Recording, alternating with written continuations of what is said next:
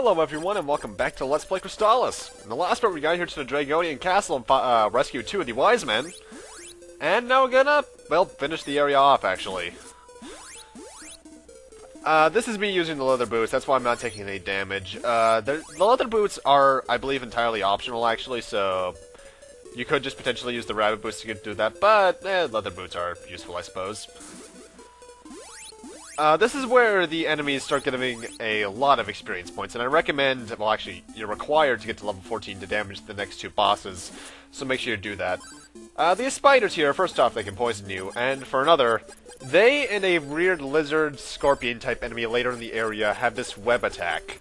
What the web attack does is that it's kind of a poisonous web of sorts that sucks all your MP the longer it's on you. I don't know what the purpose of it is overall, but it's there, I suppose. In fact, there's the web right there. And level 14, 2 levels left to go.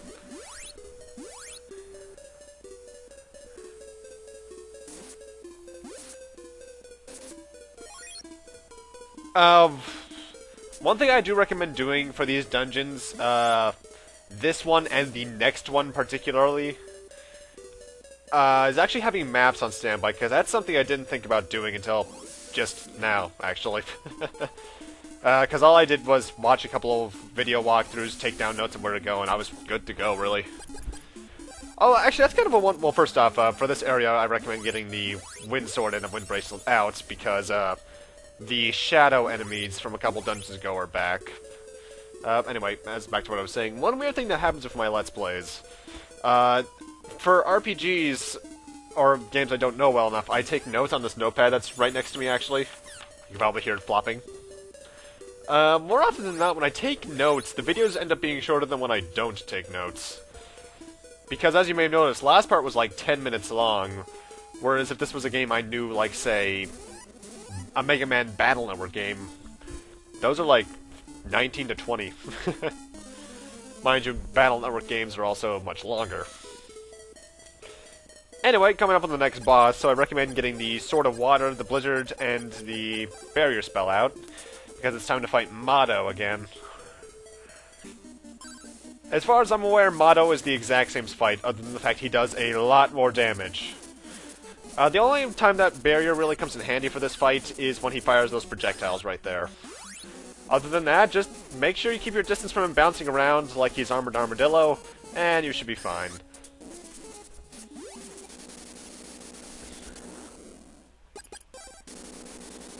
And the explosion sound effect started again. And for beating him, we get a Sacred Shield. That's technically a worse shield defense-wise than what I'm using, I believe. But the catch is that it negates paralysis. And Asina is rescued, and we are healed. And you can't save, so I can now confirm for a fact that Zebu is the only save point. Anyway, here we get a somewhat new enemy. It's an upgrade of the mace guys from earlier, only they're even more annoying to deal with. The paralysis spell does still work on them, but honestly, I just recommend running past them, because I think those are the only two in the area. These skeletons here are very similar to certain enemies from Zelda games, certain Stalfos, actually.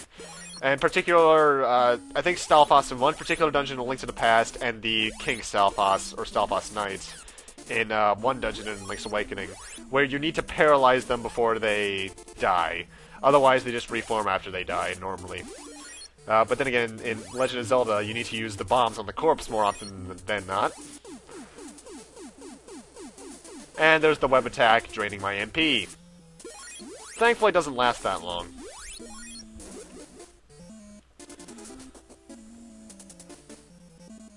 I will say that this might not be the hardest dungeon in the game, but I think it is actually the longest.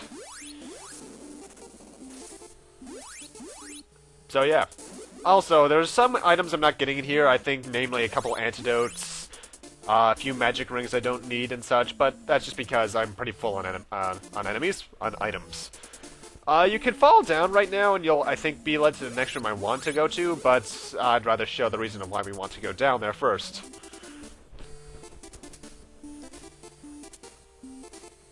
Hey, look, a slime! Let's get 2 golden experience. Yeah, it's actually Kensu. Carmine, the final of Draygonia's greatest 4, can transform people into slimes. That's actually one of his attacks, and that's what the Fruit of Repun does. It heals that status. So I recommend having at least 1 or 2 for the boss fight coming up. And here's Carmine right here. I recommend using the Thunder Sword against him. He likes to fire projectiles all around the place that bounce around like fire bars from Mario and Zelda. And that blue fire attack is what transforms you. I do believe if you don't have a Fruit of Repun and you get hit by the blue fire, you're pretty much screwed because there's no way you can recover from that otherwise. Kinda stupid, but I'll give the excuse of the fact that it's an NES game. They didn't have the full foresight to do stuff. Hey, there it is working on me.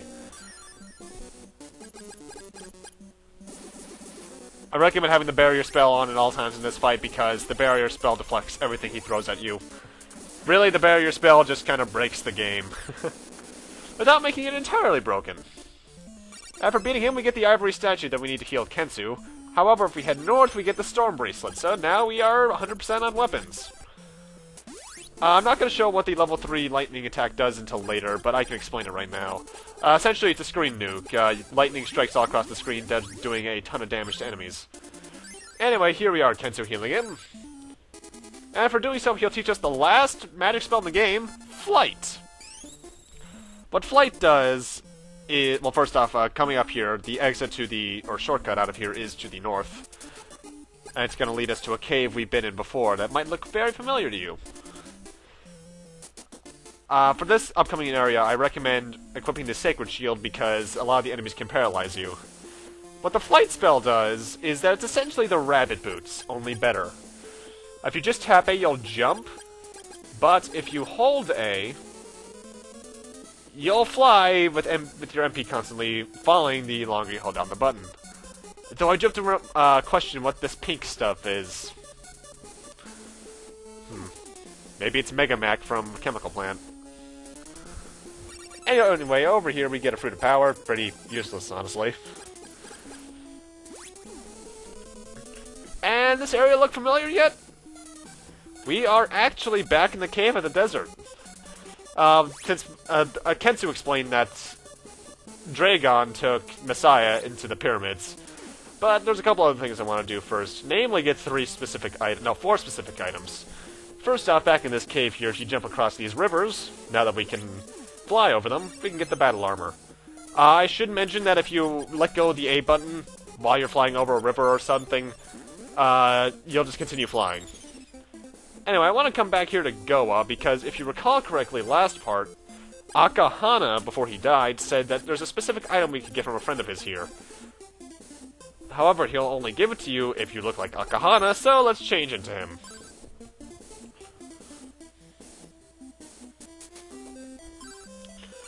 And for doing that, we get the Warrior Ring. Now, first off, what's going on with Akahana here? He only has a forward walking sprite. I think that's a glitch. Anyway, the Warrior Ring is possibly the most broken accessory in the game. Why? Because equipping it pretty much shoots out, well, how can I explain this?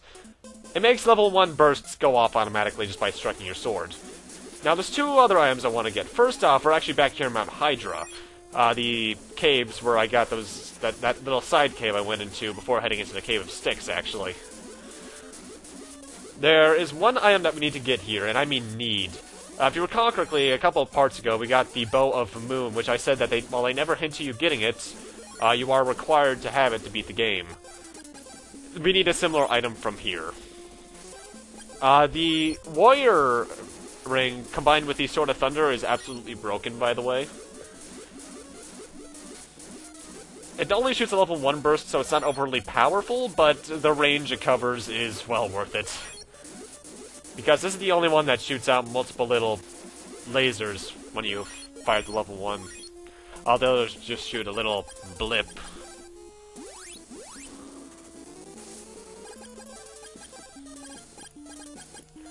And you're gonna need Flight, by the way.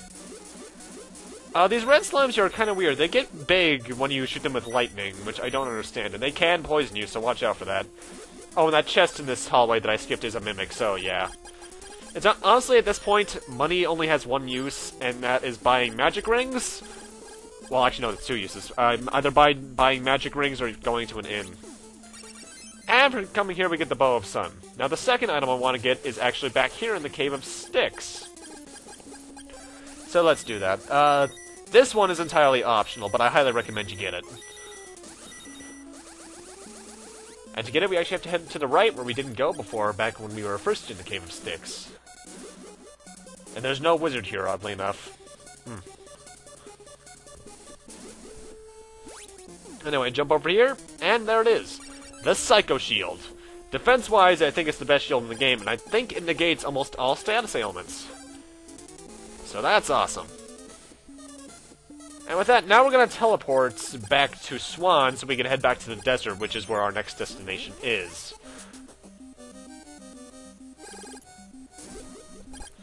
Honestly, if you have as much MP as I do, you can just fly to our next destination, but I'm a bit cautious with that, so yeah. Pretty much where we want to head is south a bit, and by the time you see these little whirlpools of sandfalls I suppose, head southwest, east, and you should find the cave very easily. The entire purpose of these two being here is so they can railroad you into having the flight spell first. And these scorpions here give the best experience points in the game, or at least the best for this area. And it's these guys I'm actually going to use to grind for levels 15 and 16. I'll be level 16 at the beginning of the next part, by the way. Guys, just look at that experience jump. It's delicious. Ooh, wabbits! It's wabbit season. Anyway, there's one down here in the bottom. Well, first off, yeah, let's play. This is Dio. Apparently he's a friend of Stom, so let's see what happens when we talk to him as Stom. Apparently he's shocked by the fact Stom is dead, and for doing this, we're gonna get Dio's Pendant. Dio's Pendant is the lightest accessory in the game, and it's one of the more useful ones, I suppose. When you equip it, you slowly recover MP. But all I can say is, for that, is, you thought it was Stom, but in fact it was I, Dio! Oh, JoJo's Bizarre Adventure, you are indeed bizarre. Anyway, welcome to Sahara, the last town in the game. The most expensive inn, and in the shop, they sell magic rings for 4,000. You can see why I bought them back in Shiren instead. This is just here to be the last checkpoint town if we want to teleport and such, because the last cave is coming up. But with that, I'm going to need to end this off here. Thank you guys for watching, and next time on Let's Play Crystalis, we're probably going to be ending off the game, and I'm going to start off at level 16. I'm going to use those scorpions to grind, as I mentioned.